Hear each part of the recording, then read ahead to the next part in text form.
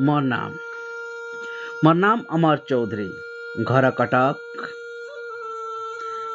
सेदिन शुक्रवार संध्यारे घर को फेरुथिली अनेक दिन परे सेई करमंडल एक्सप्रेस रे। हाँ आज्ञा, सेही करमंडल एक्सप्रेस रे जाने किपरि आकस्मिक भाव मोर मृत्यु हो गला। मु पाल्टी गली शव। कुड़ शव भितर पड़ी अचन्हा अजଣା भाव। अमर नाटा किए देइथिला के जानी। जहा टिके मने अछि, मोर जन्म परे खुशी होई एई नाटा बोधे बाछि थिले।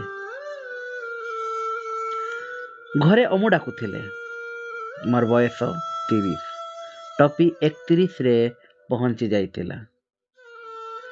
घरे बापा बो और मोर नवविवाहिता पत्नी मोर आसीवा बाट को अपेक्षा करी रही थिले। कांचन मोर पत्नी सुवर्ण रंग परी देह, लक्ष्मी प्रतिमा परी रूप। बाछी बाछी बापा बो घर को बहु करी आनी थिले। किछि दिन सासु घरे रहिबा को इच्छा करी से रहितिला। मु एथर घर को साथी रे नहीं आसीबा पई स्थिर करिथिली। आसीबा बेले ता पई आनीथिबा हळदी रंगर साड़ीटा एवं से हळदी रंगर साड़ी रे जरी धड़ी बाक्स कली छिटकी पड़ीथिला। किए जणे आसी तरबर रे इआड़े सिआड़े चाही बेग रे पुराई देबो देखिली। बो आ बापांको पई आनीथिबा चादर किए नहीं जाइथिला जानी पारलिनी। एते भीड़ भितरे मु पानी पाई टिके खाली अर्थनाद करुथिली। सेतिकी बेले किए जणे सहृदय व्यक्ति मो मुह पाखरे पानी बोतल टे टेकी धरिले। किछि ढक पी टळी पड़िली निःशब्दरे। घरे बोधे कांद बबाली पड़ीथिला।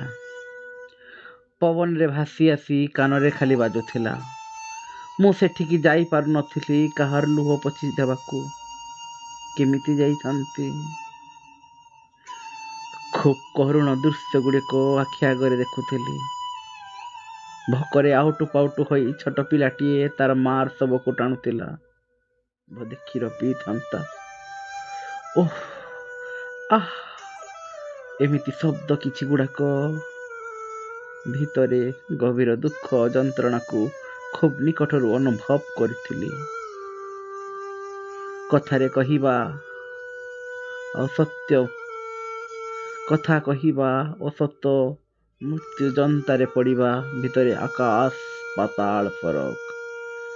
किछि दिन सिना सहानुभूति मिलिबो, तापरे वास्तवता को समस्ते भूली जिवे धीरे धीरे।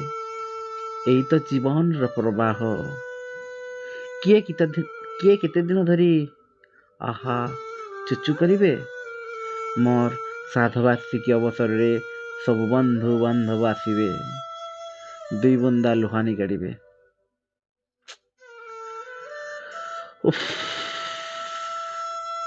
एकादश भी अति करुण परिस्थिति रे पालित हैला। कांचन को विधवा विषय देखी निजर कहकू संबारण करि पारली नाही।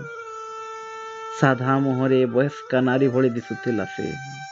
और मो बो ता आगरे खूब कम बयसर लागुथिला। ता हाथ रे खाली पटे पटे सुना काच थिला। आउ किछि सजबाज देखि पारलेनी। बापा कहिबार कथा को चुपचाप जाई सुनिली। से बोधे योजना करुथिले मो मामू को पो सहित कांचन हाथ को छंदी देवे। से माने भी बोधे राजी ही जाइछंती निश्चय।